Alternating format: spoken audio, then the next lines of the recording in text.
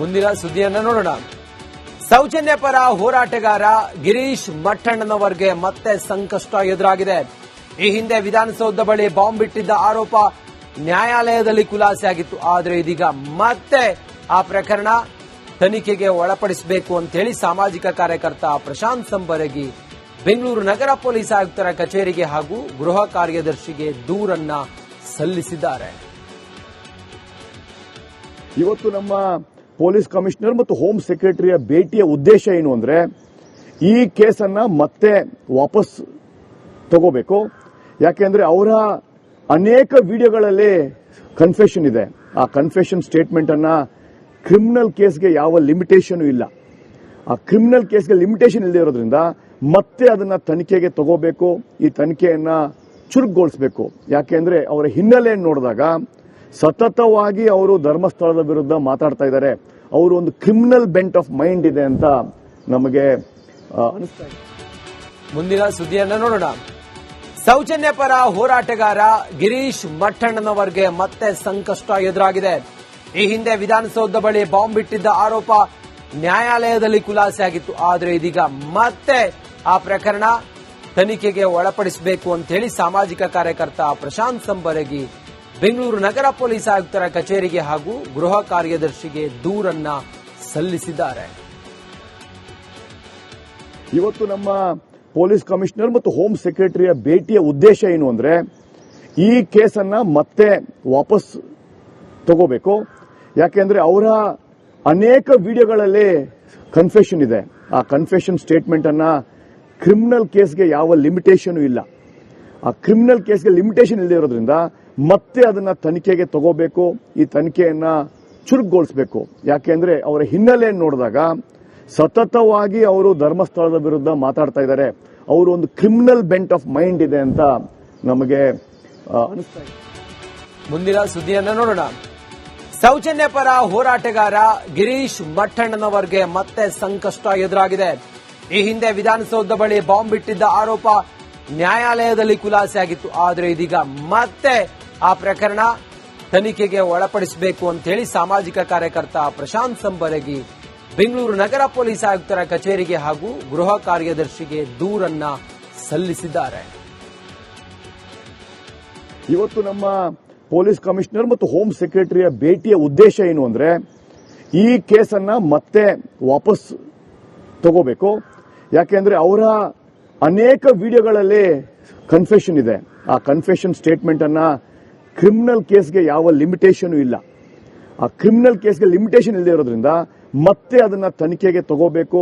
ಈ ತನಿಖೆಯನ್ನ ಚುರುಕುಗೊಳಿಸಬೇಕು. ಯಾಕೆಂದ್ರೆ ಅವರ ಹಿನ್ನೆಲೆಯನ್ನು ನೋಡಿದಾಗ ಸತತವಾಗಿ ಅವರು ಧರ್ಮಸ್ಥಳದ ವಿರುದ್ಧ ಮಾತಾಡ್ತಾ ಇದ್ದಾರೆ. ಅವರು ಒಂದು ಕ್ರಿಮಿನಲ್ ಬೆಂಟ್ ಆಫ್ ಮೈಂಡ್ ಇದೆ ಅಂತ ನಮಗೆ ಅನಿಸ್ತಾ ಇದೆ. ಮುಂದಿನ ಸುದ್ದಿಯನ್ನ ನೋಡೋಣ. ಸೌಜನ್ಯ ಪರ ಹೋರಾಟಗಾರ ಗಿರೀಶ್ ಮಠಣ್ಣನವರಿಗೆ ಮತ್ತೆ ಸಂಕಷ್ಟ ಎದುರಾಗಿದೆ. ಈ ಹಿಂದೆ ವಿಧಾನಸೌಧ ಬಳಿ ಬಾಂಬ್ ಇಟ್ಟಿದ್ದ ಆರೋಪ ನ್ಯಾಯಾಲಯದಲ್ಲಿ ಖುಲಾಸೆಯಾಗಿತ್ತು. ಆದರೆ ಇದೀಗ ಮತ್ತೆ ಆ ಪ್ರಕರಣ ತನಿಖೆಗೆ ಒಳಪಡಿಸಬೇಕು ಅಂತೇಳಿ ಸಾಮಾಜಿಕ ಕಾರ್ಯಕರ್ತ ಪ್ರಶಾಂತ್ ಸಂಬರಗಿ ಬೆಂಗಳೂರು ನಗರ ಪೊಲೀಸ್ ಆಯುಕ್ತರ ಕಚೇರಿಗೆ ಹಾಗೂ ಗೃಹ ಕಾರ್ಯದರ್ಶಿಗೆ ದೂರನ್ನ ಸಲ್ಲಿಸಿದ್ದಾರೆ. ಇವತ್ತು ನಮ್ಮ ಪೊಲೀಸ್ ಕಮಿಷನರ್ ಮತ್ತು ಹೋಮ್ ಸೆಕ್ರೆಟರಿಯ ಭೇಟಿಯ ಉದ್ದೇಶ ಏನು ಅಂದ್ರೆ ಈ ಕೇಸನ್ನ ಮತ್ತೆ ವಾಪಸ್ ತಗೋಬೇಕು. ಯಾಕೆಂದ್ರೆ ಅವರ ಅನೇಕ ವಿಡಿಯೋಗಳಲ್ಲಿ ಕನ್ಫೆಷನ್ ಇದೆ. ಆ ಕನ್ಫೆಷನ್ ಸ್ಟೇಟ್ಮೆಂಟ್ ಅನ್ನ ಕ್ರಿಮಿನಲ್ ಕೇಸ್ಗೆ ಯಾವ ಲಿಮಿಟೇಷನ್ ಇಲ್ಲ. ಆ ಕ್ರಿಮಿನಲ್ ಕೇಸ್ಗೆ ಲಿಮಿಟೇಷನ್ ಇಲ್ಲದೆ ಇರೋದ್ರಿಂದ ಮತ್ತೆ ಅದನ್ನ ತನಿಖೆಗೆ ತಗೋಬೇಕು.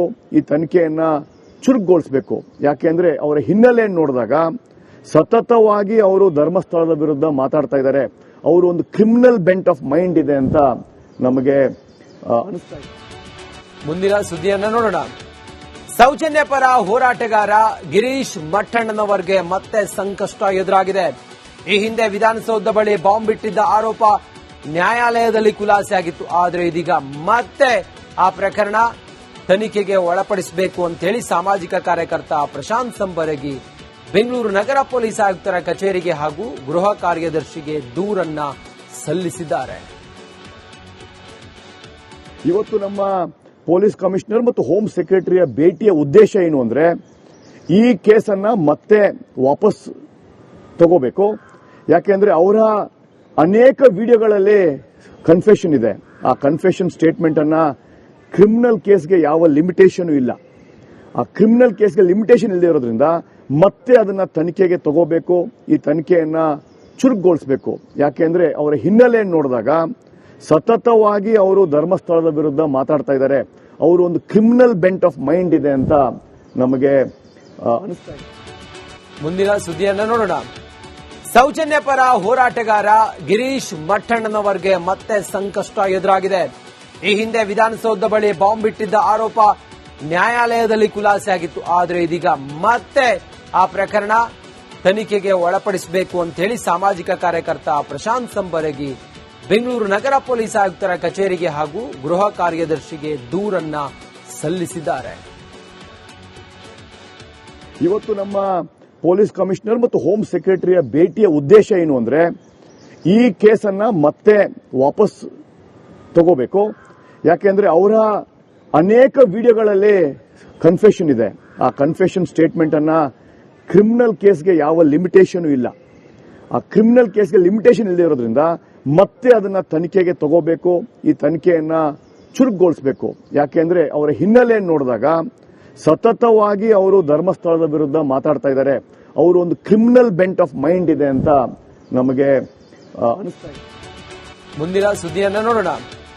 ಸೌಜನ್ಯ ಪರ ಹೋರಾಟಗಾರ ಗಿರೀಶ್ ಮಠಣ್ಣನವರಿಗೆ ಮತ್ತೆ ಸಂಕಷ್ಟ ಎದುರಾಗಿದೆ.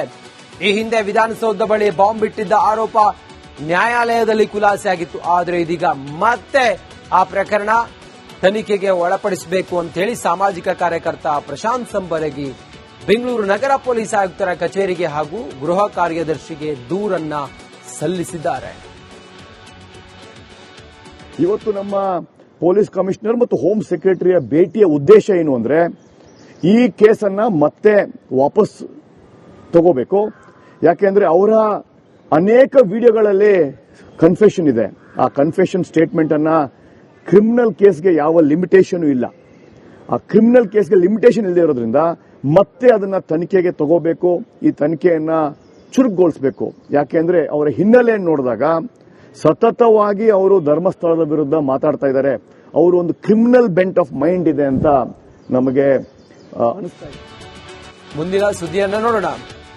ಸೌಜನ್ಯ ಪರ ಹೋರಾಟಗಾರ ಗಿರೀಶ್ ಮಠಣ್ಣನವರಿಗೆ ಮತ್ತೆ ಸಂಕಷ್ಟ ಎದುರಾಗಿದೆ.